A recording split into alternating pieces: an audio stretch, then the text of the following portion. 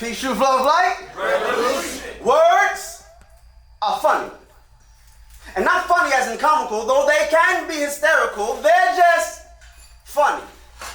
Like, why do we greet each other with good morning? So at the top of the day, we say, have a good ass, sad ass day. See? Words are funny. But more like when your lady say, I just think it's funny how, because we are now preposition and a noun away from being called colored. People of color. How that sound? But what gets me so frustrated is that we have been intentionally miseducated to words, their histories, and origins. We get more backdrop to the backstory of Logan, but these wolves you ring around the Logan with won't dare admit that even the dictionary is diction-tainted with notes from Operation Get These Niggas Capitulated. Words are funny. Like nigga. Or capitulated. Or emancipated. The latter meaning transfer ownership, which is what the 13th Amendment did. From chattel slavery to slavery to economics. It nigga does not mean ignorant. So if you believe in that, then based off your own definition, then technically you on some nigga shit. Let me prove it quick. Niggas, Niger, nigger, Ethiopia, the Bible, Asia, connected to noblemen, dragons, players, medicine. Even the Game of Thrones, the Elder Dragonstone was tall like Gary them. Words are funny, fam. Like when they say it's not our color but our culture. Instead of accepting their status as the social engineers of psychosis, J. Edgar Hoover Ben told us his focus. But I suppose you believe the Negro went to Colombia to pick up the purest of coca with our special affirmative action tokens. Or we learned to cook crack back at home in our state-of-the-art laboratories. Or anytime the scripture mentioned anyone was black, they were speaking strictly in allegory. Words are hilarious, homie.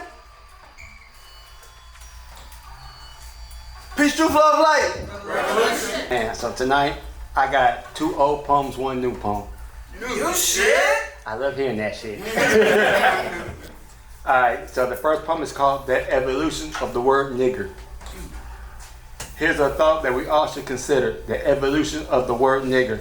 It started off as such a dirty word. For black folks across the world, it struck a nerve. For over 400 years, this was the most disrespectful word for me and my peers. But over time, we thought that we could make it sound better if we switched a few of the letters by dropping the ER and adding an A. Now folks everywhere say the word's okay. Now wherever I go, I'm hearing nigga this, nigga that.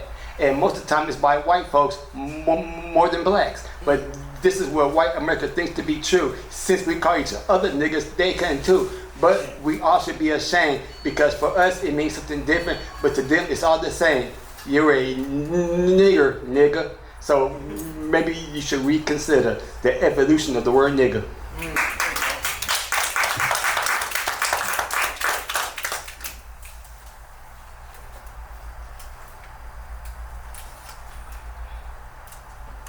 Okay, this is called On My Path to Greatness. There's a reason why God spared my soul, because like a lot of black men, I too was running out of control. I gave the devil plenty of opportunity. After being held hostage by my own community, it wasn't that the world was shutting me out, it was more of me keeping myself bottled in, being blinded by a life of sin. But never again. It's time to put this cycle to an end. Now I know why I was spared, because God knew I wasn't scared. The spell of my people had to be released. So I will go into the belly of the beast and I will spread the word, not with knives or guns, more with nouns or verbs. More with nouns and verbs. From the old, the young, boys and girls, I will introduce them all to a whole new world. And it's not a new world. We come from kings and queens, but over time our bloodline has been diluted. But the destiny is greatness, so it's time that we pursue it. So there's a reason why I'm the chosen one, because in my heart there is no fear, in my soul there is no fakeness. So follow me, those who choose, because I'm on my path to greatness. Right. Okay, this one right here, I just wrote it, so I might fuck it up, but Come on, take it. I love hearing y'all say new shit, so I needed some new shit. So this is some new shit. It's called 2 Down and 1 to Go, 2025. There is something that I need to let you know, that I have 2 down and 1 to go, and that's for sure. Trust and believe me, this ride wasn't easy. There was a lot of bruises and bumps. Sometimes I thought that we would never get over that hump, but we did. Me and my wife raising 3 kids. Raising 3 kids. There has been a lot of headaches, not knowing how much more of this we can take. My first 2 boys we pushed through, doing what we had to do, and I swear, both of them, they got theirs. Now for my daughter, it's a little harder. She has less than a year, but take my word for it, I'm going to get her the fuck out of here. I tell her to put down the phone and get off TikTok and pick up them books, because she's going to graduate, be a hook or crook. So I must confess, I can't wait until I have an empty nest. We're running the last lap, so we got to avoid all these traps. The excitement is starting to grow because I have 2 down and 1 to go, and that's no jive. For me and my queen, we're done. 2025. This first piece is entitled, You're a Liar Too. I'm glad you look at that. She was looking down, huh? Give it away. When we say we're not what we do, we're a liar. When we say I love you and it's more than 2, we're a liar. When we say that those are the things we aspire to do, we're a liar. Once you see what it is we do, you'll realize that you're a liar too. For all have sinned and come short of the glory of the Lord. None have reached his level of perfection. You see, it's just too damn hard. So man created a craft to find a way that he could twist the words and have more sway. The first day is just as important as his last day of rest. Switching Saturday for Sunday was their first test. From there it was so easy, it was all downhill. Remember Adam and Eve eating the apple, getting that first taste of free will. Now this was the beginning of the world's greatest lie, when that 2-faced serpent said, "You'll not surely die." For he knew what was meant while they did not. He knew the heat was on, but it was just starting to get hot. A third followed him then, and now it seems at least that many still do. Try counting all the world's religions. Who are they listening to? God said, "I am that I am. There is only one me. The true root the fruit comes from. I am the tree. The tree of knowledge and life, the holder of every key. All doors are now open and every knee shall bow to me. Hast thou not known? Hast thou the master come down in the spoken word? The word will renew you, fill you with new life. Take away all your worry, burden, and strife. The cadence, the flow makes the words not matter. Listen closely and you'll hear the pitter-patter of little feet coming then too soon. They're gone. Lonely the light years fade. You feel so wrong. You see, this is where our story jumped off track, and we had to tell our own lie to get it back. You see, acting is simply lying, but being believable when you do. We all tell lies. That's why we say, you're a liar too.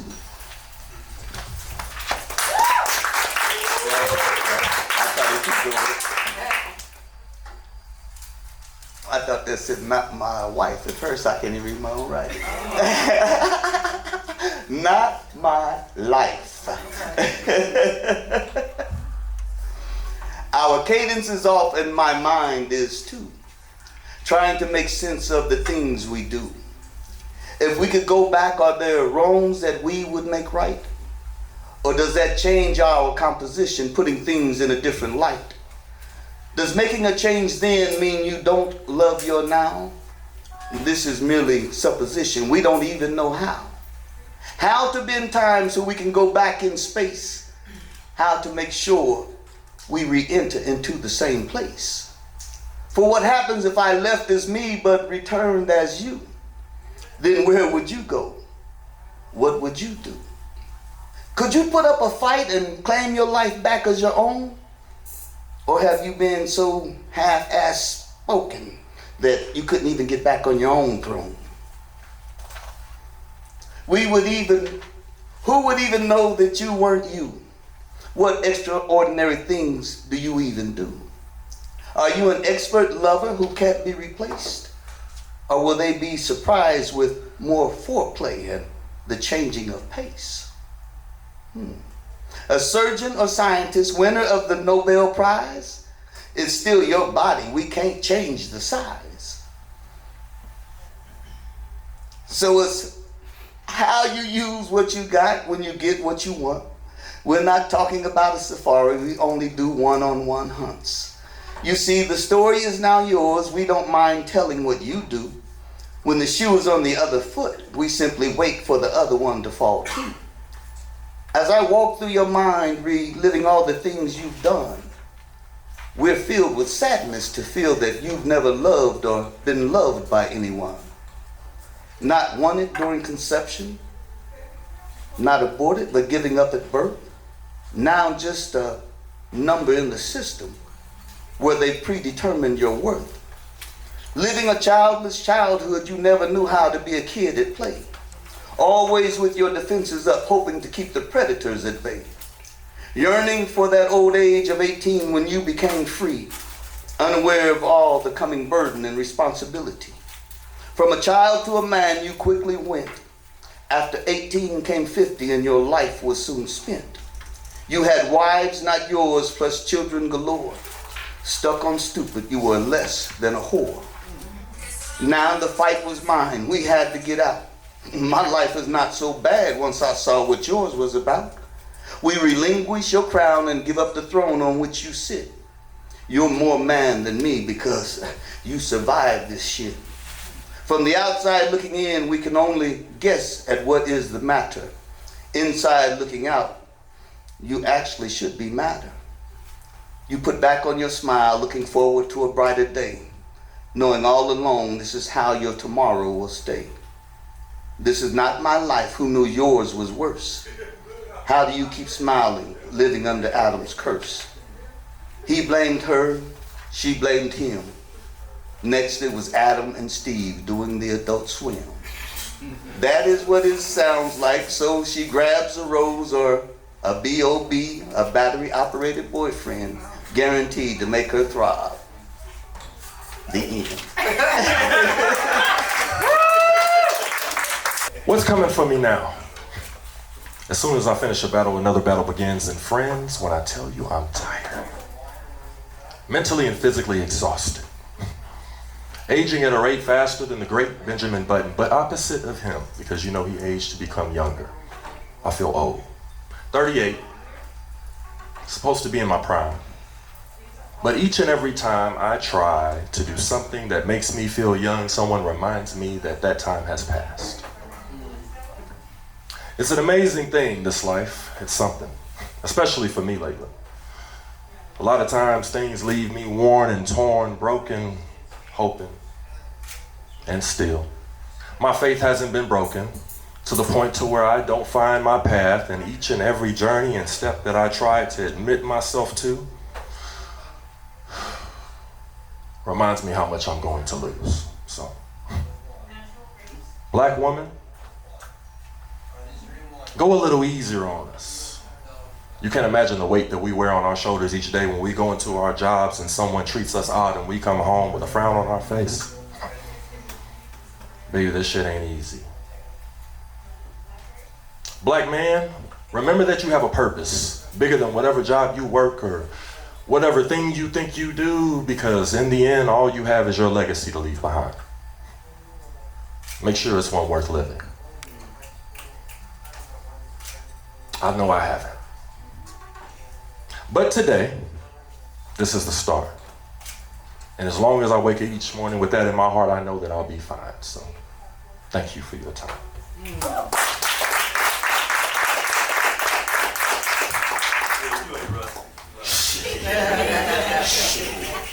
You're going to have to get the footage from Angelo, because a lot of that wasn't on me. Oh man, this piece is a mashup of a song that I wrote and some lyrics to a rap that I wrote. So it's called No Place Like Home. And I'm not a singer, so bear with me. I don't hold a grudge. I just move along in peace. Don't know why love always leaves me broke in pieces. Try stretching my arms, and still it's just out of reach for me. But baby, it was always you that I was lusting after. You got near to my heart and I watched the whole world end like a swift disaster. Then naturally my feet retreat and your homegirls point and say, there's that bastard. I just smiled and I went, confident that one of them would call me shortly after. I never tripped about a chick before, and I promised myself I wouldn't hurt no more. Now every time another woman gets too close, we end our times like a New Year's toast. Word around is you become a little reckless, and I know that you're missing all the dresses, and even though I missed you too, I've placed those thoughts in my review. There's no place like home. Doesn't matter how far you go, there's no place like home. Baby, you can travel down that yellow brick road, but there's no place like home. I don't have to remind you anymore. Home is gone. I'm talking about, everybody know what the song's about. They be trying to hide our history, but they know who we are, do you? It seems we feel freedom more than enslavement. Turn our backs on Zion while welcoming the agents. In this matrix, facts make us uncomfortable. Ignorance is now honorable. Intellect is just a fancy way of saying regurgitating information. Because education teaches job application, not creation. It's amazing. I wonder why our minds have been taken, shaped in. The likeness of evil doers now revered as great men. Thinking is a sign of rebellion. Whether intimidated by hell or bribed with heaven. When our children go up and ask while we say idly by you did nothing, what the fuck will we tell them? But that won't be my cross to bear. My purpose has already been nailed in. Individuality is now doing the same thing slightly differently. Creativity the enemy, conformity the desired imagery. One for all, literally. Your perceptions are formed for you. Knowledge of the highest deception would floor you. I implore you, read a motherfucking book. The destruction of black civilization, the Tavistock Institute of Human Relations, the miseducation of the Negro. Stop calling our ancestors slaves. They were enslaved. There's a difference, one that we should know. Similar to being American and living in America. Do you not care enough? Do I care too much? My rage is turning up and I'm running out of folks. Black bodies been piling up. Your weed ain't loud enough to mask the stench of unjust death, especially for the purposes of organ harvesting. First you shun my rights, then you deny me my oxygen. Kenny, continue to take this manure. I will take a day off, but I never knew a nigga named Bueller. So I stay aggressive as a cougar, standing out like a pimped out Pontiac. Cause the American dream requires you to be asleep. So I guess this is the confession of an insomniac. And what if there were no niggas on the master teacher now? I'll stay woke. I'll stay woke. Peace, truth, love, light. Revolution. 300 hours. 90,000 minutes, 5.4 million seconds. That's how long it takes to become a barber. That's how much training it takes simply to work a set of clippers, but only a third of that is what it takes to become an officer of the law. So my understanding is that it takes less than 30 days' time to make decisions between life and death. 560 hours to carry a gun and decide people's fate, and I find that just pure insanity. And I'm not the person who fights authority to rebel without a cause, so when I say, fuck the police, I mean people like the officer who put my friend face down on the concrete for having clear tape over his tail light instead of red when it was busted out. I don't mean the officer that saved my friend's life when he was attacked. What I mainly mean is Officer Maines of the Wichita Police Department, who pulled me out of my vehicle when I was the victim of a road rage incident. A man pulled a knife and threatened to cut me, and I was somehow the one that was in the wrong. Or the fear when I informed him that I was carrying a concealed firearm. I had my hands on the bed of my truck, and I asked him, begged him to disarm me. And that power-tripping motherfucker refused. I told him I didn't feel safe to reach for my wallet with my weapon on me. And he smiled. He fucking smiled and dared me to reach for it. That was my first eye-opening experience, and I realized that my friends and family of color live in this fear every day, and I was always so frequently told, if you just comply, you're safe. I say fuck that. Non-compliance is not a death sentence. A police officer is not judge, jury, but all too frequently they're the chosen executioner. So when those closest to me are deemed guilty simply of being more melanated than myself, I get angry. And that's not even accurate. I'm downright fucking furious. They're human, just like myself. But because I fall more in line with their lie of a blue-eyed pale messiah, I'm safe, and I'd hate to break it to them. Jesus looks more like the people that you shoot in cold blood, or you racistly search in airports, or assume that they're here illegally if they're simply speaking their native tongues. The American dream was for white America, and it's every other fucking race's nightmare, and I'm sick of acting like it's not, so I'll take my white privilege and wield it like the deadly weapon that it is. Because an ally is simply not enough. It's time to be an advocate. I refuse to tolerate intolerance, and I refuse to sit by just because I'm not the victim. Because I believed in my Pledge of Allegiance. Liberty and justice for all, not for some.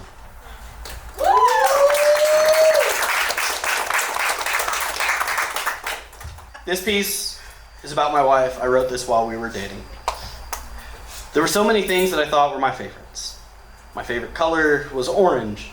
But as you walked into my life, it became the color of your eyes right as the sun hits them, shimmering down to the radiance of your soul. My favorite landscape, mountains, yet now their magnitude seems dwarfed by the hairpin curl of your lips when you smile.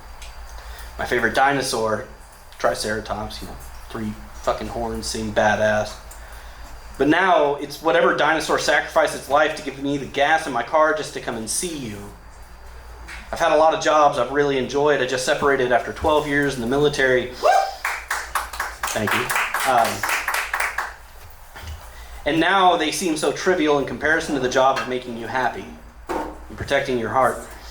It's like everything in my life has been in second place to the experiences yet to come. I feel more excited and hopeful for the future now than ever before. The memories that I have yet to experience will replace all that have become before this. Before you, because you are such a kind and nurturing soul that all I simply want to do is return the favor. I want to know the ins and outs of your mind, travel through your history and decode where all these other men went wrong. I want to understand what it takes to love you the way that you need. Replace any past negativity that weighs too heavy. I want you to shed that weight and share it with me.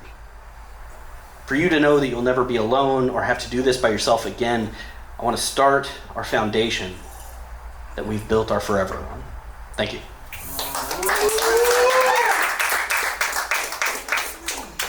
All right, now roller coaster. Here comes another angry piece. So I'm coming on the tail end of some family drama, so got a lot of inspiration.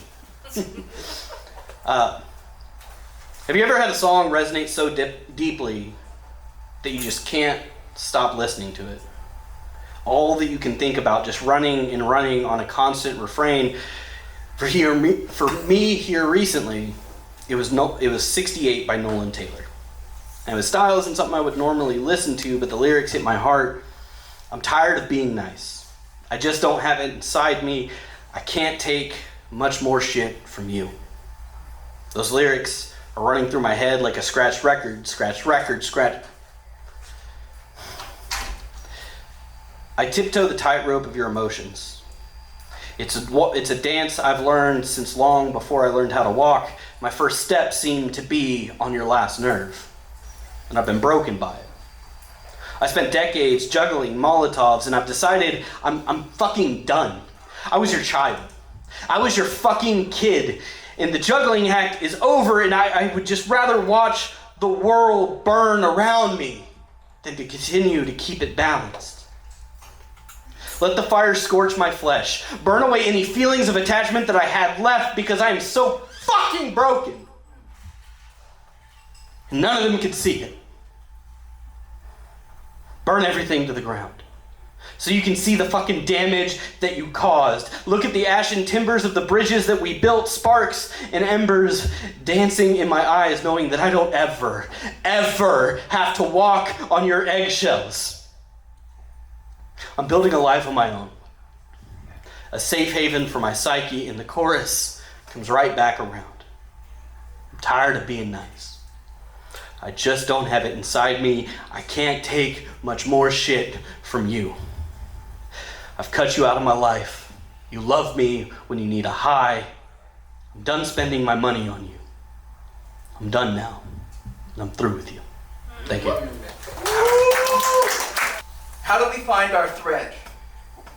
Worn denim hearts, buttoned up emotions, a facade we display. Tailored smiles we call insecurities, displaying frayed ends. Invisible repairs with silent stems. The runway, life, where we strut and pose made of designer dreams. A patchwork of souls and seamless connections. Every stitch in place, but hiding in plain sight. A couture of courage. Sewn from fears, we are garments in cosmic closets. Each fabric, a story, fashioned by fate. Silk and skin intertwined so tight, humanity's garment woven in light, each scar a sequin in the tapestry of time. We are mannequins made of flesh and bone, yet we stand alone. In the fabric of kin, silk, and skin, every fold is a year that we wear without fear. We are patterns of passion in the closet of the cosmos, each thread a story, each stitch a trace, each seam a connection that we use to find our place. Thank you. Oh, y'all gonna hate me when I do these next two, I swear to God. All right. Make me sad, Papa. Don't put me in no fucking suicide note. I don't want to be nobody's 13th reason for shit. And like I say all the time, if you don't like the pieces I'm about to do, fuck you, I didn't write them for you. Wow. Do you see the pieces? Filling this ego with self-loathing, convincing you I'm in control, lonely and unconsoled. CPTSD with unresolved trauma. I'm a lover of Tupac, but I never related to Dear Mama. Found a secondary identity. Convinced myself it's me. I can be this other version because it's easy to pretend to be. I use boundaries like skyscrapers, hiding defeat, shaking on insecurities that are buried skin deep. I can't sleep. Or would it be more appropriate to say I can't rest? Head full of scenarios where you're better off without me. Heart stutters, brain too empty to fight, the controlling powers in a stalemate locked up tight. You tell me my self-confidence is my problem as if it's news to me. Being my biggest obstacle isn't new to me. I want to thank you for everything you do for me. But this thing that I love doesn't feel like it used to be. And whether that's my poetry or my life, they're both not how they used to be. My unapologetic ego fades when I'm alone. A shattered boy from a broken home. Half of you saved me unknowingly. Unaware of the line I just saw him yesterday could have been said stoically. Vision called grief, love persevering. An endearing thought, but my reserves run dry from battle's fought. Can't ask for help, can't show weakness. I built my persona like a casket, strong and unbreakable, keeping distance in check. Built walls, have left my death with neglect. Knife to my throat, cause fuck the wrists. I'm not doing this for attention, but to close my fate, and most definitely close casket. I'm a coward who lost his roar, and I can no longer mask it. I put slight pressure, I wince through the pain, no longer a burden to my friends or my brain. This is it, relief for you and for them. Why does my life's ambition always come at its end? It hurts. Lost nerve, new curve, same pain. Knife in the sink, I wash the stain. Tomorrow fast approaches. I must rebuild my perfect frame. Do you see the pieces?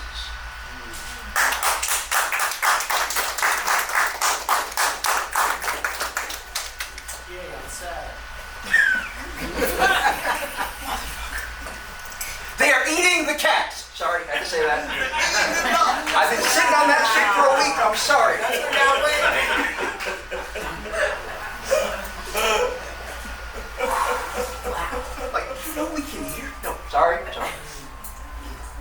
and seek.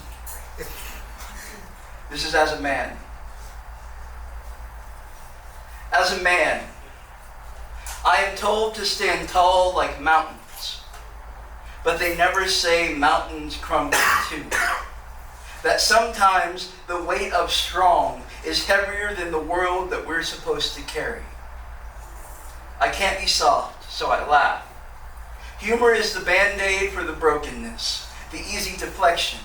If I joke, no one can ask me the real questions. How are you? Fine. What's wrong? Nothing. I've got to have the answers, even if they're not what I want to say. I built these walls so high, I no longer know what it is I'm protecting. What's a fortress without reason to defend?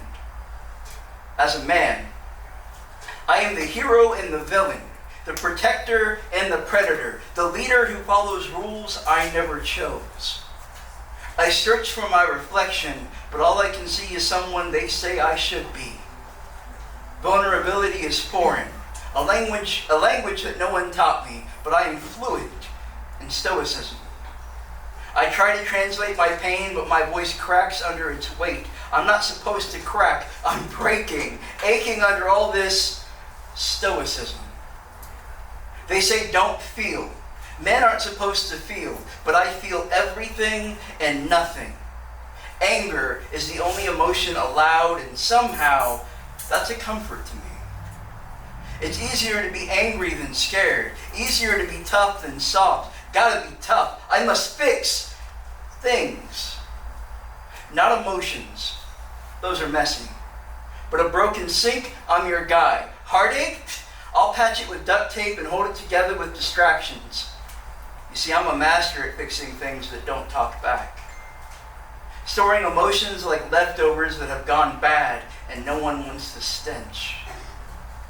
As a man, I'm taught that men don't ask for help, so I've been solo, a one-man strength show, but the act is old. I forgot my lines. Be a man, they said, but they never said how. So here I am, rewriting the script, trying to make sense of this twist called life. I was told never back down, to stand on shaky ground, so I wear this armor, polished and heavy. No one says how heavy it is to be invincible. I'm expected to fight, but who am I fighting? The world or me? Because sometimes the battles aren't out there. They're in here.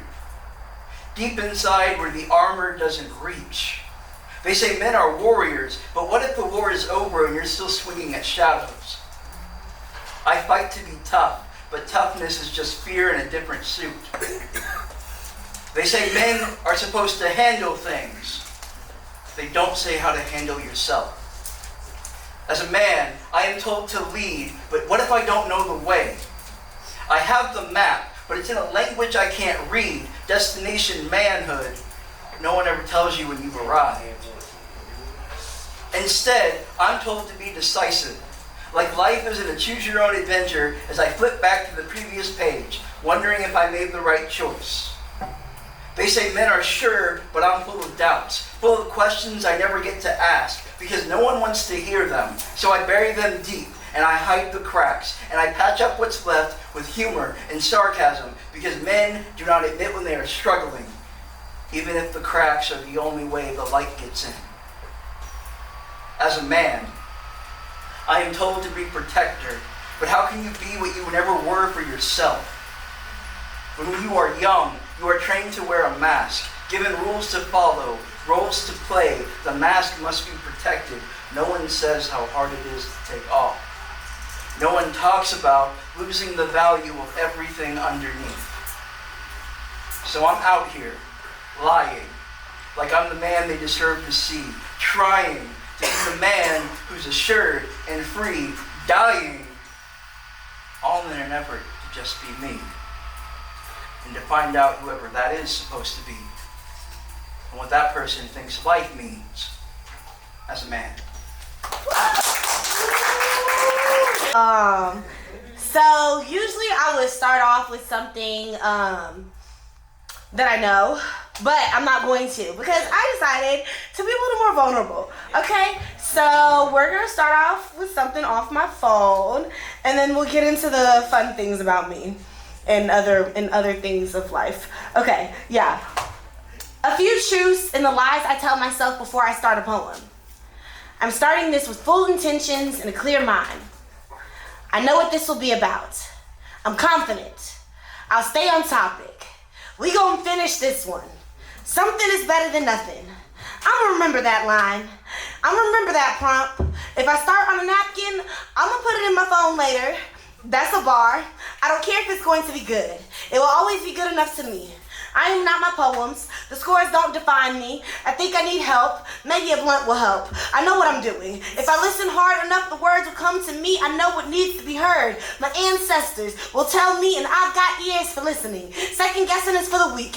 If you so born and bred, why is this so hard? Maybe you weren't made for this. You an imposter. You got this. The words come from a hand, not my heart. That way, if they don't make sense, I am not responsible. Is this story worthy enough to tell? I mean, am I ready for this? Cause all my stories ain't worth telling, and some things you gotta keep to yourself. It's not real if I don't start in ink. We not gonna bleed in this. My blood probably bleed black or blue. Don't need to mutilate myself to be a masterpiece. Leave the emotions on the paper. We not crying when this poem is over. I'ma heal when this is done. It's worth it. It's over. If I can't be ink, I can't be. I'ma live after this poem. I'ma breathe this time. I can conquer and climb out of the craters I've been thrown in. Just show them. I can write my redemption into a tangible thing. I can write myself to freedom. Display my pain on a piece of display my pain and piece together the parts I'm comfortable enough to share with and be judged by. I only write what's healed. I can only heal what's broken. Ain't my broken beautiful? All Picasso and shit. Stained glass and mosaic. I can't measure my worth on a scale of 1 to 10. Only the audience can do that. So y'all, tell me if the poem is worth it. If you could tell the difference between the truths and the lies in the poem is a 10, ain't it, y'all? Yeah.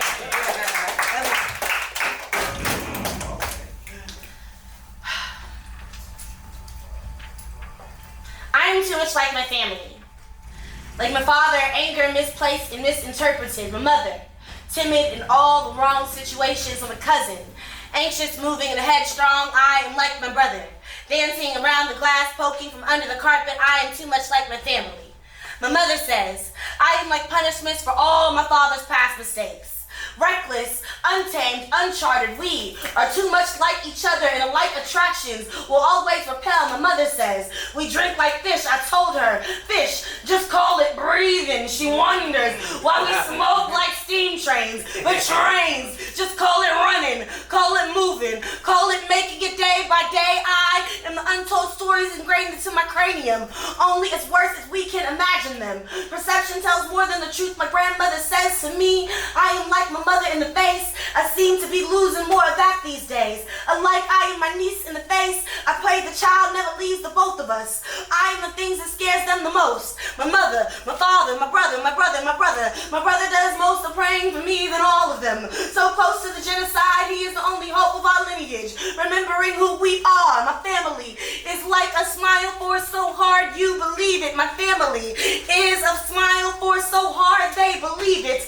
It's hard to talk about your ugly in between your grins. My mother says, lights get out a multitude of sins in my family. My family has always made sure to look good under the spotlight. I am a collage of all my family's favorite secrets, infamous or honorary. I am a hodgepodge of all the unsaid. My suicide attempt, my brother's anxiety, my father's first marriage, the history burrowed in my uncle's throat, my suicide attempts, my mother's origin, the stories of women being molested in my family, the stories of how we all die in this family. The older you get, you learn that addicts die from heart attacks, and that's why the men in our family never live to see their children. Pneumonia is just another word for AIDS, so we poured the blood of the lamb over our firstborns and left the rest to perish. I am a bomb, messy, uncontrollable, and destructive, and I'm not sure how to deactivate generational bombs.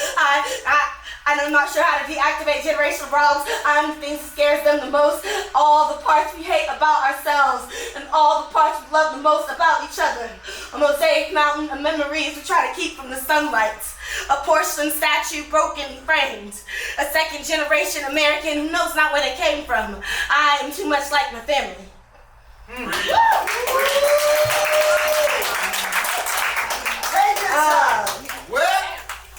So I have been writing poetry like seriously since 2016-ish, 2015, 2016. I was a wee little youth poet, and I got on a youth poetry team that I now run called Dallas Youth Poets, and we got to go to Brave New Voices and compete in all types of slams and whatnot. And like I said, now I get the honor of doing that for my kids. Yeah. So, I'm about to do something very old. Very old.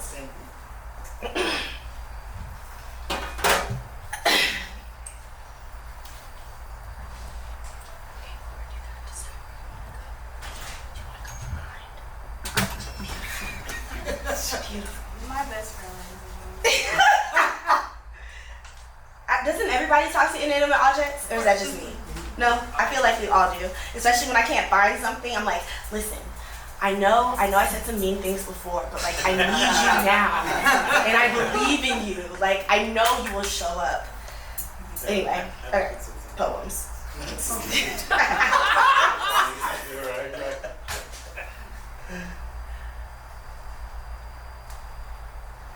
I think about the type of grown men that prey on little girls. The type that is dangerous. Smile. Never too much callus on his hands. Nails. Always shiny. He knows what he wants. Got an itch only little girls can fix. Ignites fires in the minds of the weak. Sells a dream for satisfaction. Robs young girls of our worth. Tells us we are meant to be fucked and forgotten. Bitched and belittled.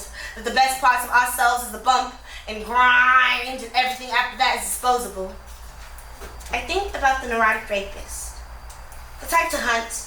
Got a bloodthirst for youngins. Still in their mama's house, pickpocket the backs of our fathers, robs young girls of our worth. America looks at R. Kelly and sees clean nails, with statutory rape is still rape, and I bet it gets ugly when the money runs out. When girls escape, but men like Robert have preventatives for that. Got black girls hidden underneath their fingertips, abandoned, left to die. I wonder how many girls died or committed suicide under his rule. I mean, Jigsaw never actually killed anybody. I mean, he gave them a chance to escape. I mean, I wonder what the rapist does with the body when the trauma takes a life. When the money runs out to keep them quiet. We can no longer afford a mannequin.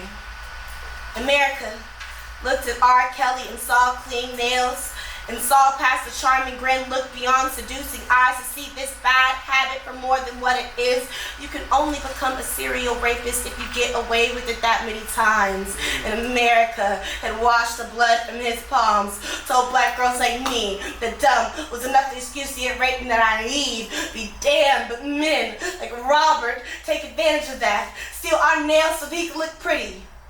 I wonder how many he's gotten away with this. I wonder how many more had to go before enough was enough. Before kink turned fetish, fetish turned obsession, and when you're obsessed with humiliating and degrading black girls, steal on nails to wear on full set on your special occasion. I start to fear that bad habits are just bad habits. And if robbing humanity of young lives is your thing, then be damned. Everyone else. Okay. I'm gonna get off the heavy shit. Okay. In Jesus' name.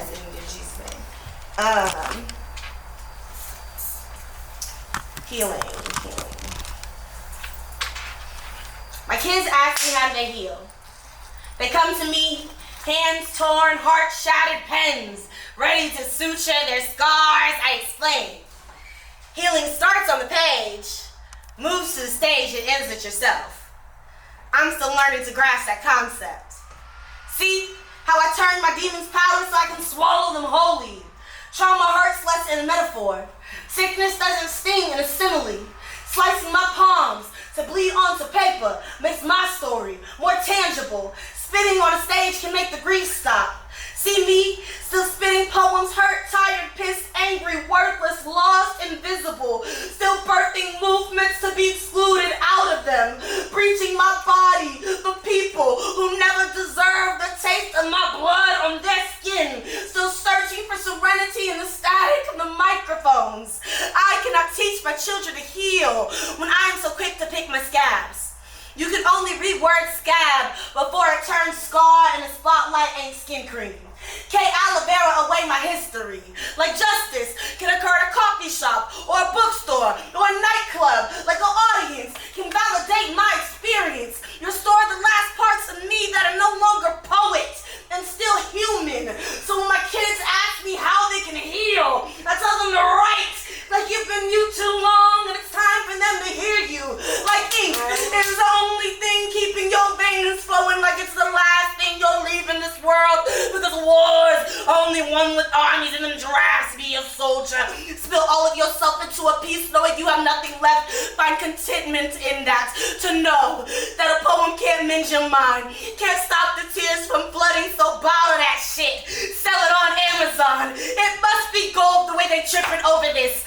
Scream with a heavy heart and cloudy head. Screaming stops the thinking, and if we cannot hear our own thoughts, they cannot make us miserable. Healing is a masochist game. It's breaking yourself over and over and over again so that this time your foundation will sit right, throwing rocks at your tranquility for a good performance and finding solace in the cut crimson stain left on your fingertips. It's gaslighting all of the acrimony boiling in the back of my larynx, spitting out the acid to smile. It's doing the one thing I know how to do. Give my everything and leave nothing but myself. Know that I have worth in that. It's fighting until you black out and your fists are swinging on their own. It's losing, looking at all of the destruction, soaking in the stench of the turmoil, showing the world your scars, unafraid of opening them again.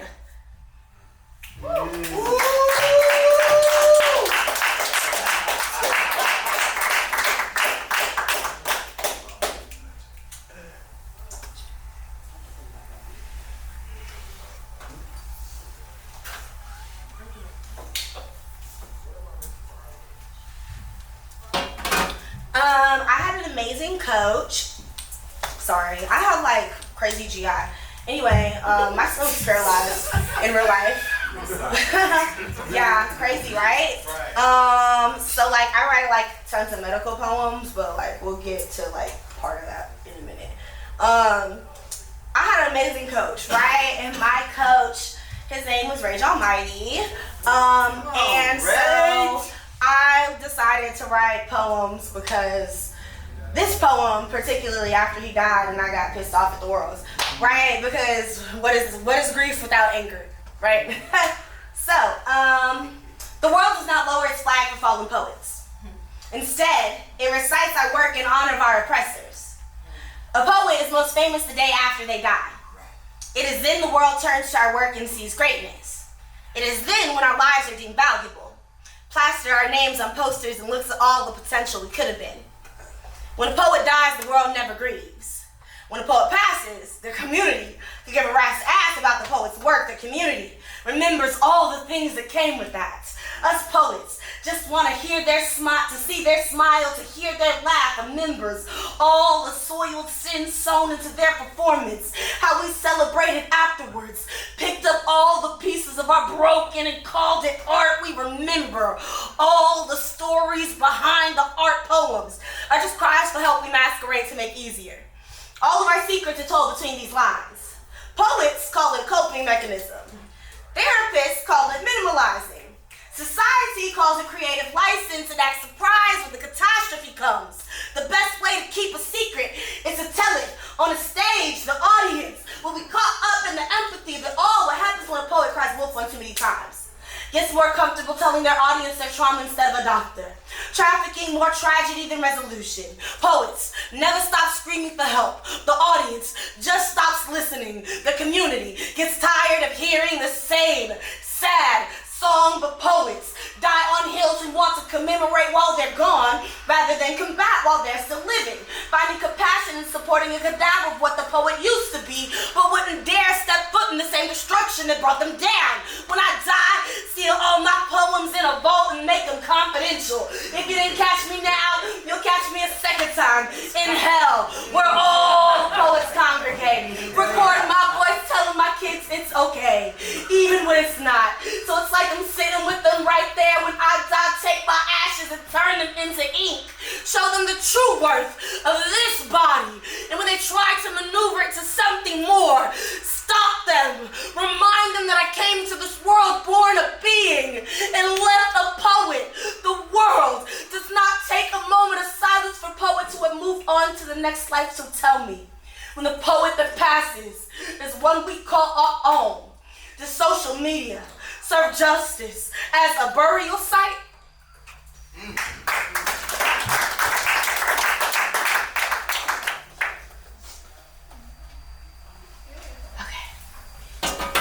We are Queer Church Kids. The gay choir director and lesbian youth leader. We are sinners burning in pews and heads laid down after every Sunday service.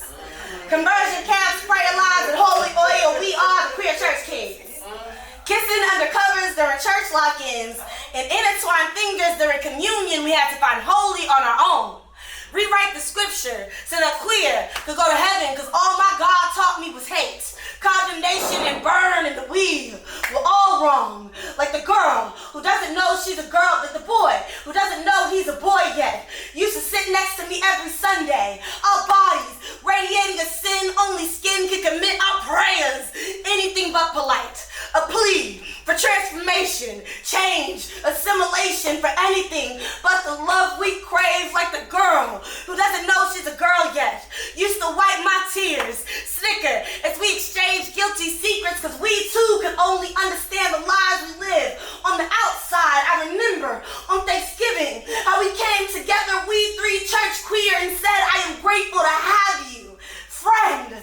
When they all see us Judas, betrayal of flesh and blood, but church can make you new again. Just get baptized in the water can save you. Just pray a little more. Have a mustard seed faith that can grow into bushes and rainbow. Promise that he won't drown out my impure. But God, Allah, Yahweh, how is it I am made of you, yet still find myself tarnished? I thought you created me in the perfect version, except my queer seems to keep me from getting through heaven. It's like my name was erased from the book of everlasting life. It's like the rapture came, and you didn't even take me.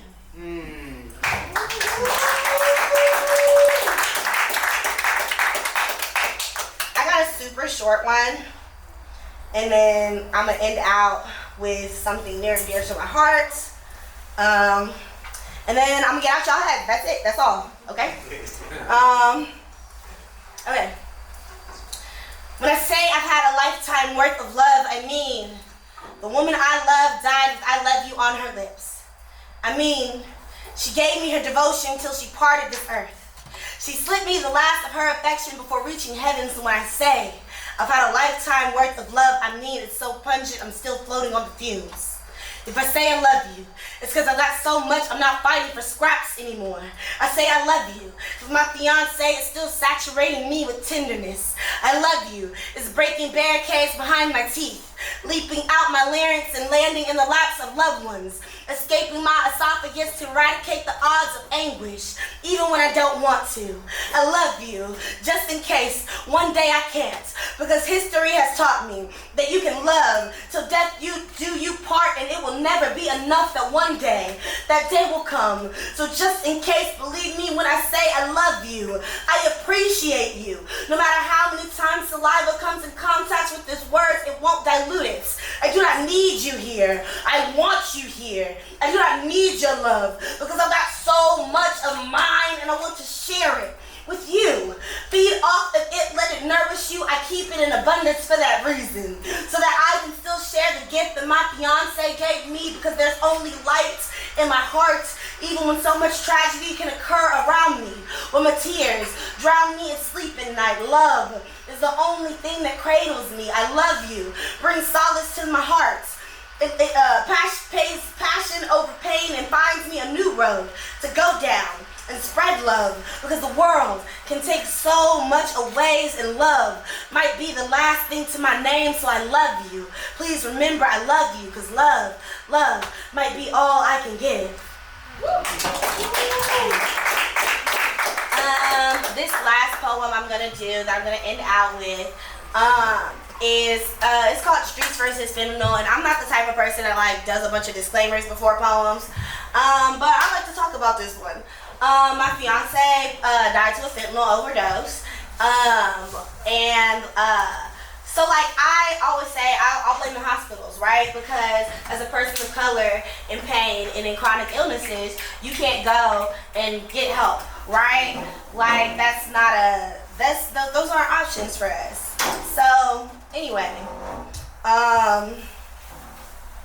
when I say I don't blame the streets for my fiance's death, I mean fentanyl is used to treat severe pain and advanced stage cancer.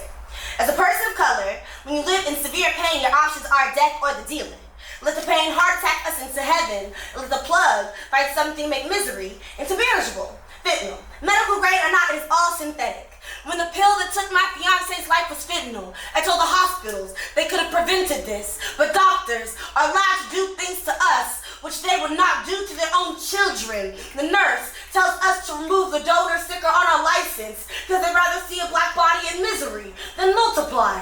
All the times the ER turned us away, curling in agony, withering away, because care isn't always committed to people of color. When the white anesthesiologist puts fentanyl in my anesthesia, I do not wake up. They send me home regardless. You think my mother would have ruptured the ground beneath us, but this is the only help that has ever been offered.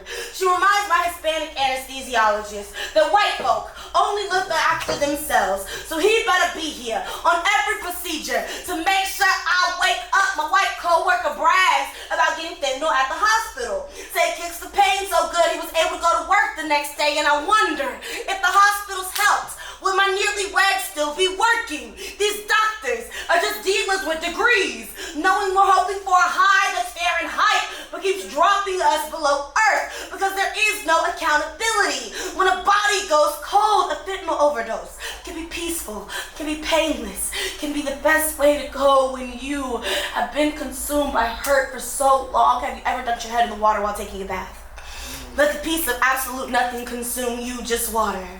What happens when you don't come up the air? Fentanyl. Have you floating in the bottom of the bathtub looking all tranquil? Fentanyl has been secretly seeping into the veins of our healthcare system and still denying people of color basic pain care. The streets knows what it's like to survive when your body is fighting against itself, when your body refuses to heal. The plug can find a pill, powder, or flower that can mask your symptoms when the doctor dismisses them. But sometimes when the streets intend to heal, fentanyl slithers into our hands anonymously, goes from helpful to harmful, vice to venom. When I say I don't blame the streets for my fiance's death, I mean she'd been sick for a while. We tried to seek help before. We weighed all the options. The streets were the cheapest pharmacy. Over 150 people die from synthetic opioid overdoses a day. Reaper masquerading as remedy. We are not choosing fentanyl. Fentanyl is choosing us. Thank y'all so much. Once again, my name is Gabby Elvessie, Elvessie. I'm from Dallas, Texas. And yeah, that's about all.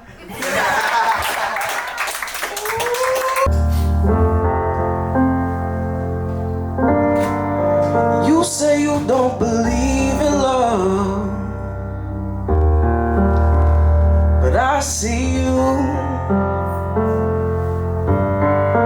You say you don't believe in love, but I see you.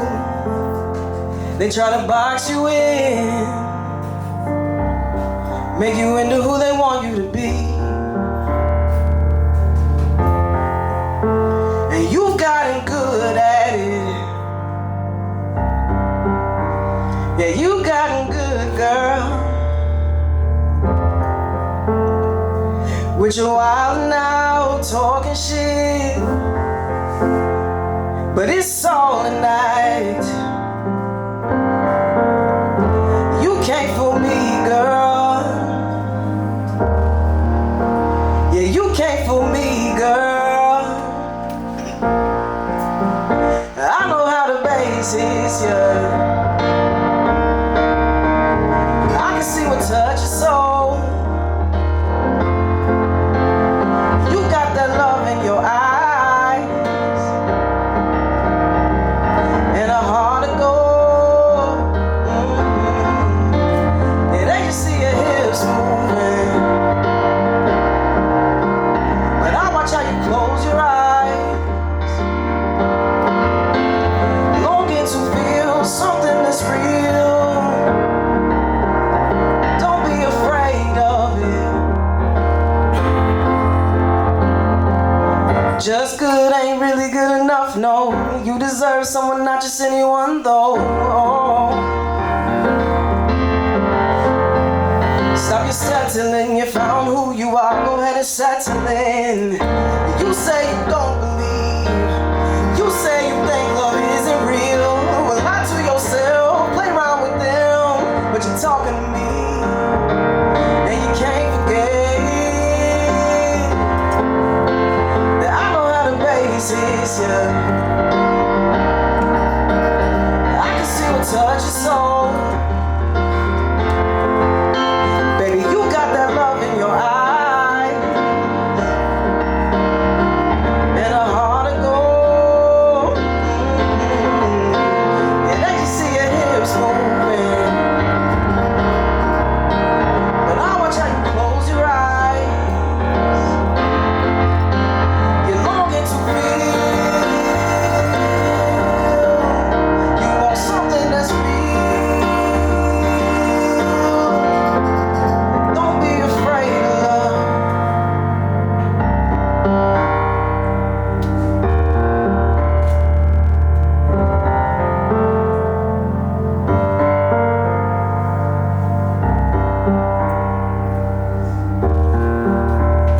Don't be afraid of love.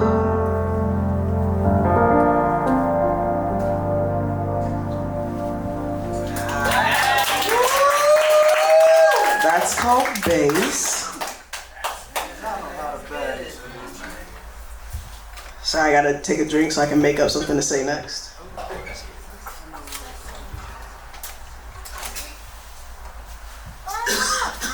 This next song is a love song. It's kind of a love song I had no business writing. It's like a right. Yeah, it's like an I have a crush song, and I feel like you crushing on me too. But A, they probably weren't, and also B, they shouldn't have been if they were. It's a I don't know. It's a love song, and sometimes you be liking some people, and they be knowing it, you be knowing it, they be knowing it. This is called I Know You Know.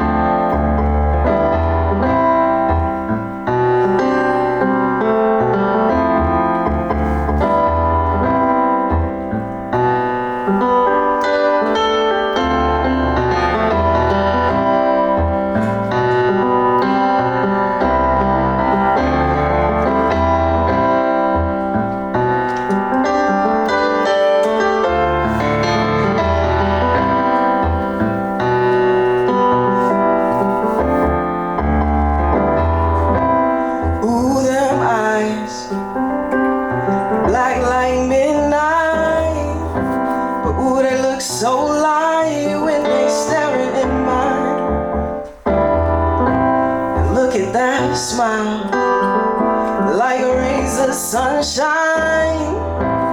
You light up the whole sky on an overcast night. Now I'm not saying you're perfect, ain't even saying that you're mine. I just can't get you off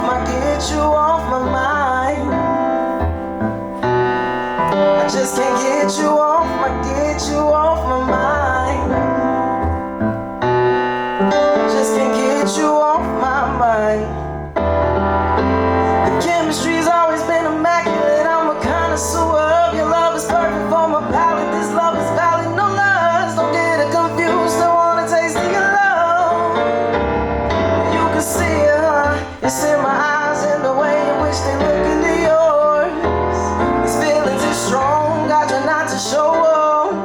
Shit, I know you know, but you still pick up when I call. You talk to me all night like just in case there is no tomorrow. You nudge me with your shoulder as if to say, if there's something on your chest, shawty, get it out the way. I get up the courage somehow, talk all around this, just to stutter my way through, and still only manage to get out. Still only manage to get out. Ooh, them eyes, like midnight.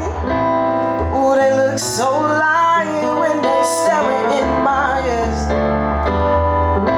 And look at that smile, like rays of sunshine. You light up the whole sky on an overcast night. Now I'm not saying you're perfect, ain't even saying that you're mine. I just can't get you off my mind. Can't get you off my mind. Can't get you off my mind.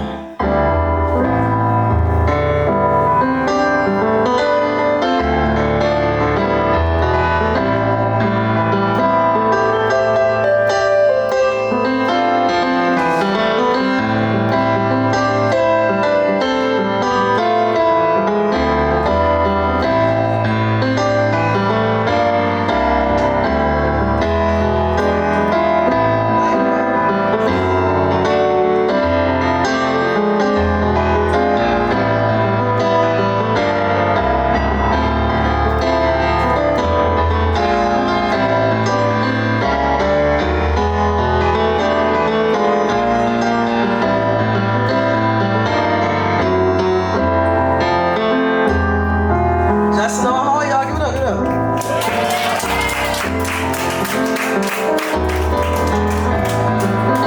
I know you know. I know you know.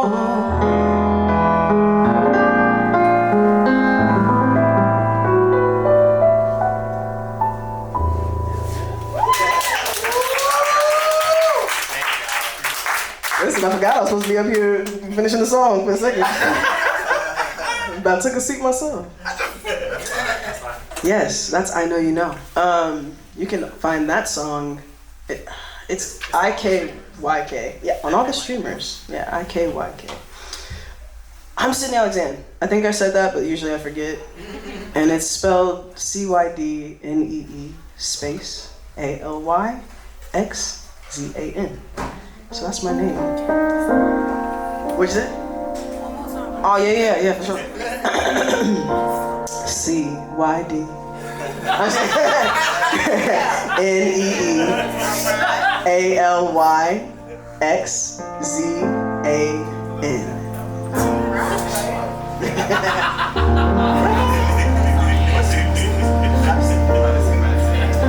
The next song. So this song, I told Justin the other day.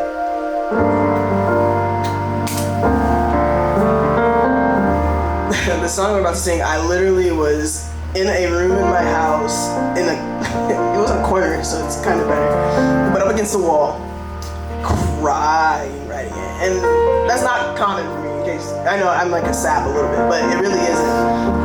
So I feel very strong emotions writing this for whatever reason. So I hope you feel something when I sing it. This is called By the Sea.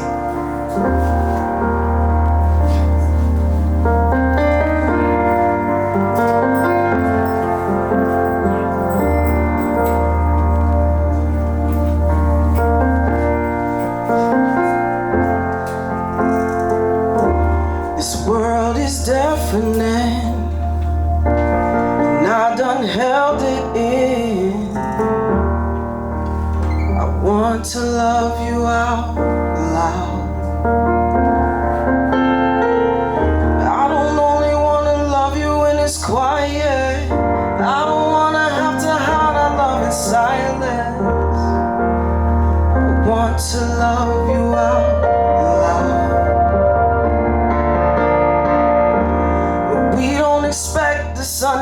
to shine.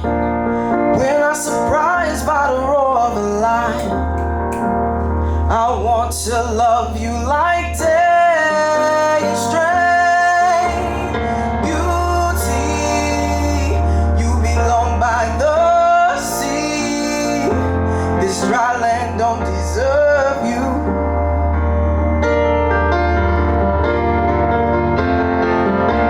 Your eyes, they make me melt, and your skin glows, and everybody knows your heart is pure. They don't know you're mine. They don't know that with you is how I spend all my time. Your love occupies my mind. You are one of a kind. Nothing to hide. I'm not ashamed to be in love with you.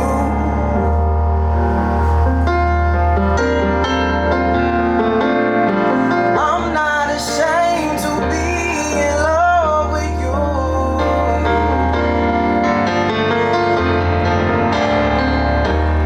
We don't expect the sun not to shine. We're not surprised by the roar of a lion. I want to love you like day straight beauty. You belong by the sea. This dry land don't deserve you.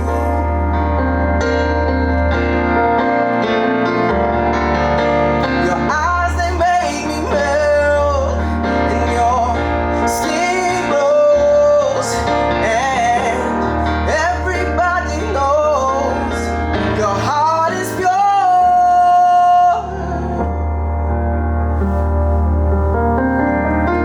You're mine, you're mine, you're mine, you're mine, you're mine.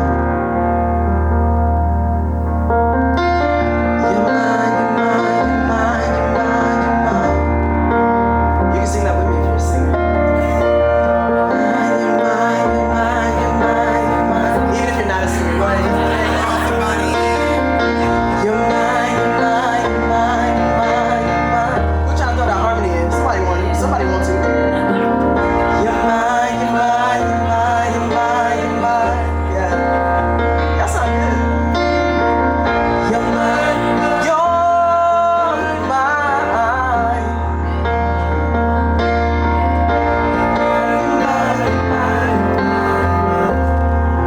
You're mine, and they don't even know.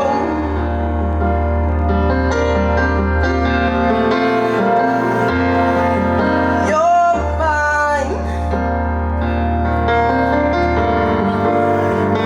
and they don't even know.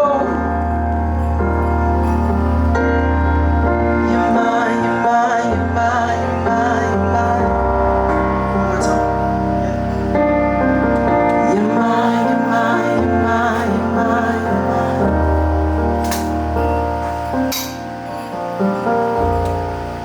Yeah, give it up for yourself. Impromptu choir right there. That was nice.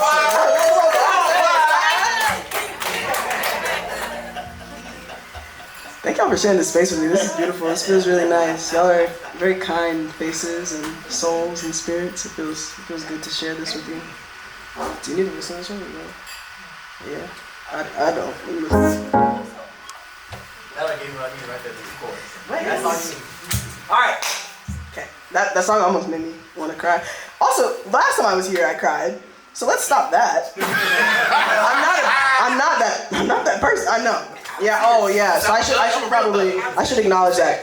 So last time I was here, I said goodbye, and that I was never gonna be back, or not for a long time. Not never, but I was supposed to be moving to England, and I have not moved to England. So hello, I'm here with you tonight. Yeah. Right. Thanks a lot. He said she can't go, and then they said, all right. So yeah, I am happy to be here in this space Sad about not living in England, of course. But yeah, you know, Scott hit me up. I was like, because what am I gonna say no? And I'm never gonna say no to this man, you know. So I'm really happy to be here. Thank you for letting me be here. It's really cool to be able to do music. I'm usually doing poetry or both. It's also really nice to not play an instrument right now for some reason. Well, my legs are shaking a little bit. I'm a little nervous, but I don't have anything to do with my hands, so it's kind of. But so thank you, Justin. It means a lot. I'm happy to have you as a friend. I'm happy to have you as a musician. I love you a lot. Can y'all give it up for him one more time?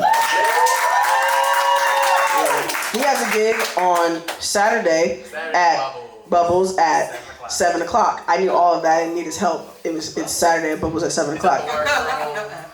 Napster, what's it? No, the Eden Place Apartments. First floor of the Eden Place. It's a bar. It's a champagne bar.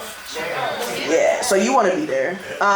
Yes. Anyway, this is going to be our last song. It's called Shape of Your Love. You can also find it on streaming platforms. Be looking out for this guy right here. He's an amazing composer. He has amazing works. Look up Kronos. It'll change your life. It changed mine. It changed mine. Don't hold it against me. No, it changed mine. Shape of Your Love. Oh, it's up there. Let me get some.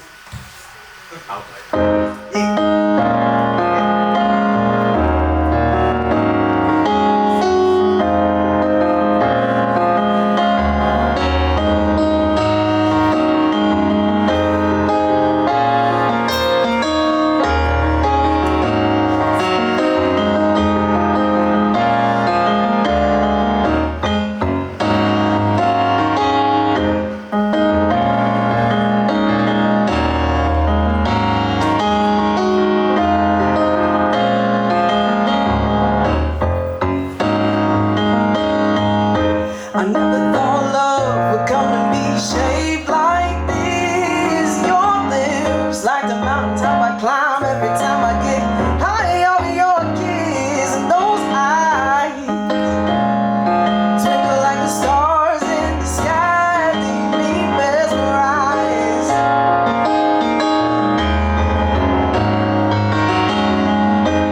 Oh baby, the shape of your love drive me crazy.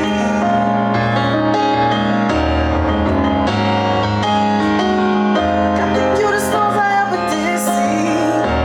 Eyebrows stay on fleek. I tease you about your big feet, baby, but I always make sure they walking next to me. Don't complain about your airplane, how much money you make. Your hair's beautiful just like the rest of you, and I vow to always take care of you. Oh baby, the shape of your love drive me crazy.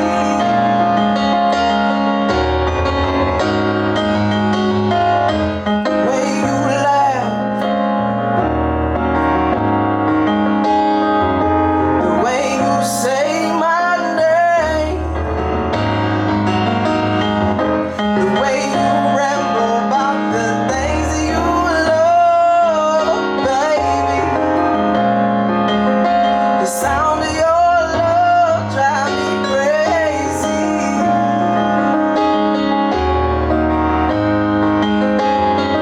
Got the cutest nose I ever did see. Eyebrows stay on fleek. I tease you about your big feet, baby, but I always make sure they're walking next to me. Don't complain about your airplane, how much money you make. Your hair's beautiful just like the rest of you, and I vow to always take care of you. Oh baby, the shape of your love drive me crazy.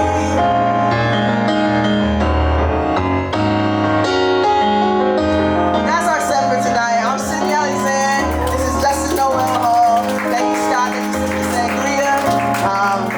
It's always so fun. And y'all are beautiful people. Thank you so much.